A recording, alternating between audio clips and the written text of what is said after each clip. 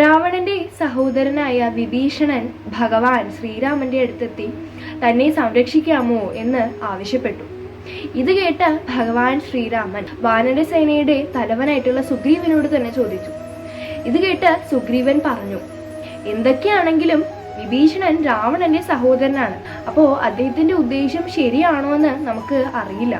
അതുകൊണ്ട് അദ്ദേഹത്തിനെ സ്വീകരിക്കണ്ട എന്നാണ് എൻ്റെ അഭിപ്രായം എന്ന് സുഗ്രീവൻ പറഞ്ഞു. അതേസമയം ഹനുമാൻ പറഞ്ഞു, വിഭീഷണൻ നിഷ്കളങ്കനാണ് എന്നാണ് തോന്നുന്നത്. അതുകൊണ്ട് തന്നെ അദ്ദേഹത്തിന്റെ ആവശ്യം സ്വീകരിക്കാം. അത്യന്തമായി ഭഗവാൻ ശ്രീരാമൻ തൻ്റെ വ്യക്തിപരമായ അഭിപ്രായം പറഞ്ഞു. വിഭീഷണനെ മറക്കൂ, രാവണൻ തന്നെ എൻ്റെ മുന്നിലെത്തി എന്നോട് സംരക്ഷിക്കാമോ എന്ന് ആവശ്യപ്പെട്ടാൽ അദ്ദേഹം ചെയ്തിട്ടുള്ള എല്ലാ കർമ്മങ്ങളും ഞാൻ മറന്ന് അദ്ദേഹത്തിൻ്റെ ആവശ്യം ഞാൻ സ്വീകരിക്കും.